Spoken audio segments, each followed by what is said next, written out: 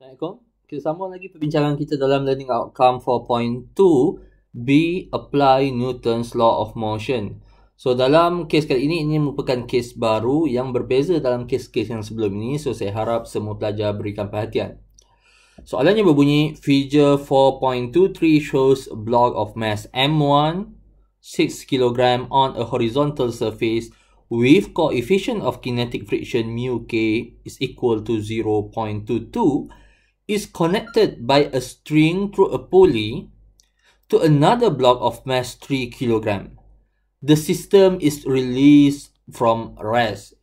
So, bila soalan yang kata the system is released from rest, maksudnya daripada tak bergerak, mass 1 dan mass 2 bergerak dan bertambah velocity. So, because kita kata the object is released, so daripada tak bergerak kepada bergerak. So, kalau kita tengok, kalau the system is released from rest, maksudnya dalam kes ini, M2 akan jatuh ke bawah dan M1 akan bergerak ke kanan. So, takkanlah bila kita release M2 naik atas kan, mestilah M2 turun ke bawah. So, kita tengok soalan A terlebih dahulu. Soalan A dia kata, draw the forces acting on the blocks when they are in motion. So, kita seperti biasa, identify forces on each block. We draw a closed curve around the block. And then kita tengok kat mana yang ada environment menyentuh block itu. Di sini kita ada tension T. And then I have weight 1. Of course, I have normal 1. And then friction Fk. For the second block, we don't have normal force, but we have T. And then we have weight 2. Okay, so saya rasa itu sahaja bagi mass 2, tak ada lagi. So, bila soalan kata draw the forces acting on the blocks when they are in motion, soalan ni walaupun dia tidak menyebut perkataan free body diagram, tetapi bila kita nak lukiskan semua force dalam chapter 4, lebih selamat untuk kita lukiskan free body diagram. So, let's draw forces on mass 1 terlebih dahulu. Okay. So, on mass 1, we have normal force upward, weight downward, tension is to the right, and kinetic frictional force to the left. Now, mass 1 accelerates to the right. Okay. So, manakala bagi objek M2 or mass 2, we have tension upward and weight to downward.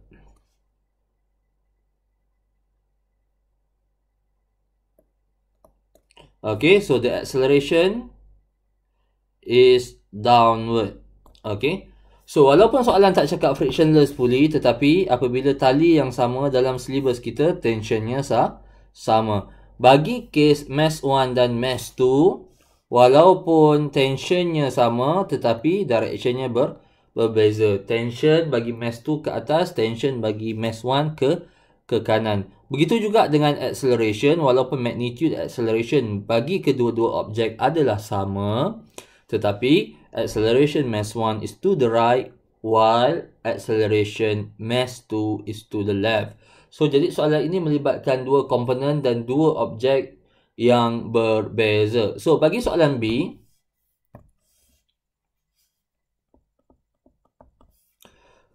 calculate the acceleration of the block. So, if we want to calculate the acceleration, kita kena tengok free body diagram untuk kedua-dua block.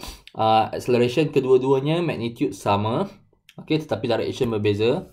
So, kita boleh cari acceleration dengan menggunakan mass 1 ataupun mass 2 kerana kedua-duanya dalam gambar ini ada acceleration. Tetapi kalau kita tengok, okay, pada mass 2 kita tidak ada value tension. Begitu juga dengan pada mass 1 juga kita tidak ada value tension. So automatically di sini kita dapati bahawa kita ada dua unknowns. Dan lebih mengeruhkan keadaan lagi, kita juga dapati kita tidak ada value kinetic frictional force dan kita juga tidak ada value normal force. Tetapi dua value yang saya highlightkan ini, okey, dengan warna biru ini, dua-dua value ini sebenarnya boleh kita cari. So untuk FK pun saya highlight dengan warna biru juga. Okey, kerana kedua-dua ini boleh kita cari. Okey, saya rasa elok kita list dulu non-value supaya lebih nampak apa yang kita tahu dan apa yang kita tidak tahu.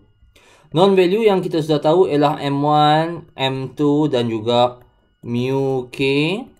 Yang mana semasa kita baca soalan tadi, mass 1 is equal to 6 kg and mass 2 is equal to 3 kg while mu K is equal to 0.22. So basically kalau kita ada mu K, mungkin kita boleh cari FK, yang mana FK is equals to mu K times N1. Okay, because mesti ada kena mengenai dengan mass 1 saja. Okay, kerana mass 1 berada pada surface yang ada friction. So itu non-value dan equation. Unknown value saya dah terangkan tadi. Acceleration, tension, kinetic frictional force dan juga normal force 1. So insyaAllah kita boleh cari. So untuk solve benda ni, apa kata kita keluarkan dulu equation bagi kedua-dua mass. Let's start from mass 1. So bagi mass 1, the object accelerate in x component. So kita tulis sum of fx is equals to ma. Okay, kenapa x? Because acceleration in x component. And the forces in x component is tension and kinetic frictional force. Tension is to the right, T. Kinetic frictional force is to the left, Fk. Minus Fk is equals to mass 1 times acceleration.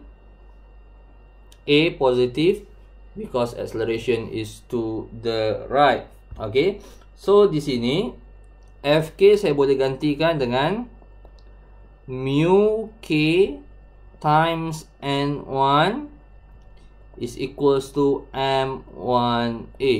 So kita tengok balik, acceleration dan juga tension adalah unknown. Begitu juga dengan value N1. So bagaimana kita nak kurangkan unknown dalam equation ini? Okay, so untuk value N1, if we look at the free body diagram, N1 berada pada Y component. Okay, dan mass 1 kita sudah tahu. Kalau mass 1 kita tahu, maka kita boleh cari W1. So apa kata kita keluarkan dulu equation bagi mass 1 pada Y component. So for mass 1, sum of Fy is equals to 0. Why? Because the object accelerate in X component, not in Y component. And the forces that acting on Y component is N1 and W1. So if we want to write the equation, dia akan jadi N1 minus W1. N1 minus W1 is equals to 0. So N1 minus W1 is equals to 0. Therefore, N1 is equals to W1, which is equals to M1 times G. Then, let's say this is equation 1. So, let's substitute into equation 1. So, N1 is equals to M1 times G. So, we end up with T minus mu K times M1 times G is equals to M1 times A. So, we still have two unknowns. Okay. Yang lain-lainnya kita sudah tahu mu K ada, M1 ada, G ada, M1 ada. Okay. So let's name this as equation 2. So bila kita ada dua equation, dua unknowns, therefore kita perlukan lagi satu lagi equation untuk cari value A. Nah, kita dah selesai dah dengan object mass 1 punya equation. Mari kita keluarkan pula equation pada mass 2. From mass 2, the object accelerate downwards in y component. So sum of Fy is equals to ma, and the forces in y component is T and W. So T minus W2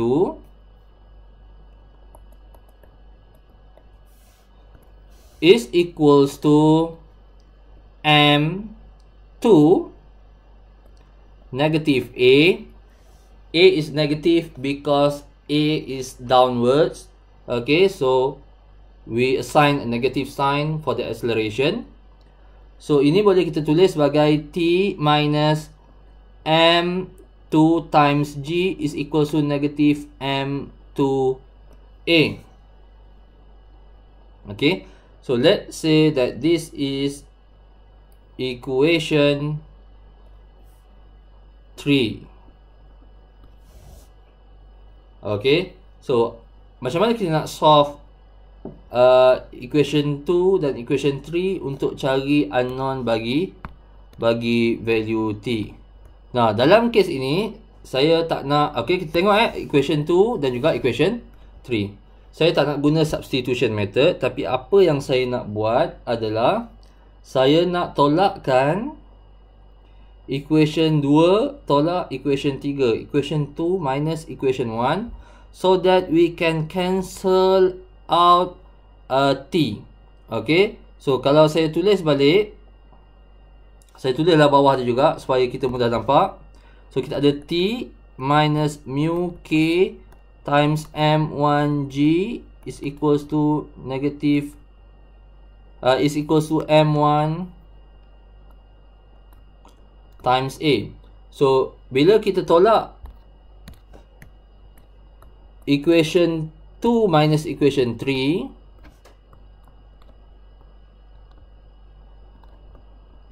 so automatically T akan cancel out. T minus T is 0. And then we have negative M2G minus mu K M1G, okay, is equals to negative,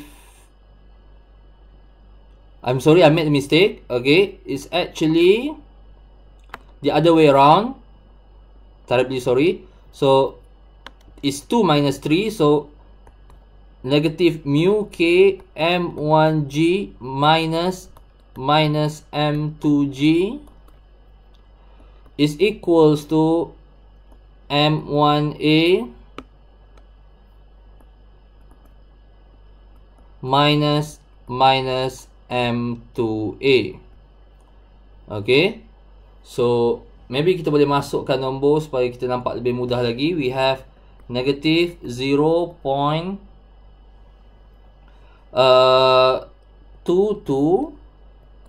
times M1 is 6 times 9.81 minus jadi plus.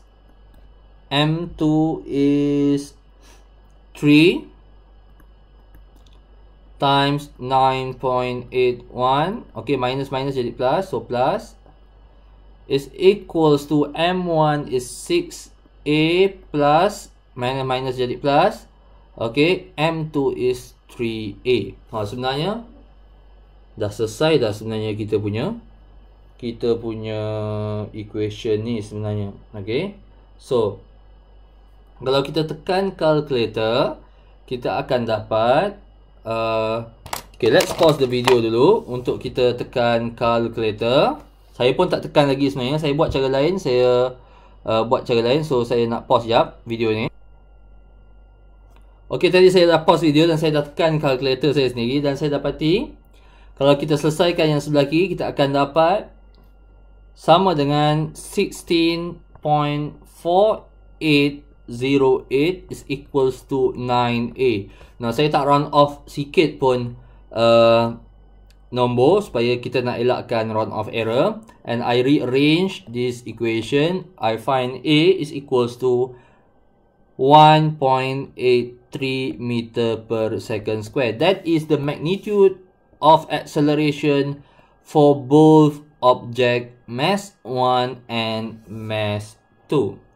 Okay, nampak macam panjang sikit, tapi sebenarnya bolehlah you cuba buat sendiri lepas ni. Lepas tengok video ni boleh tutup balik dan cuba buat sendiri tanpa ada jawapan. Dan pada soalan C pula, soalan C dia minta calculate the tension in the string. Now the tension in the string sama saja.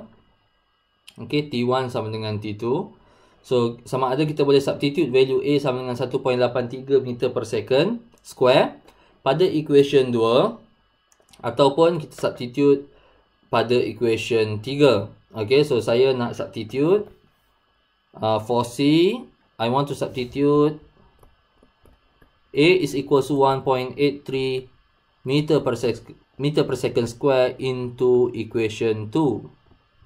So I end up with T minus 0.22 times 6 times 9.81 is equals to 6 times 1.83. And again, I would like to pause the video, and I hope you also pause the video to calculate it by yourself. Okay, saya dah tekan calculator. Dan jawapan bagi soalan ini, T is equals to 23.93. So Newton, okay, oh dear, Newton, jangan tertinggal. Okay, jadi walaupun video ni panjang, saya ucapkan tahniah kerana pelajar semua bagi fokus, tetapi ini adalah soalan yang tipikal boleh keluar di dalam peperiksaan, dan saya harap pelajar semua boleh master problem solving strategy untuk menyelesaikan masalah berkaitan dengan Newton's second law. So that's all for this video. I hope if you don't understand, you drop comment, or maybe you can ask me during tutorial session. Thank you so much for watching.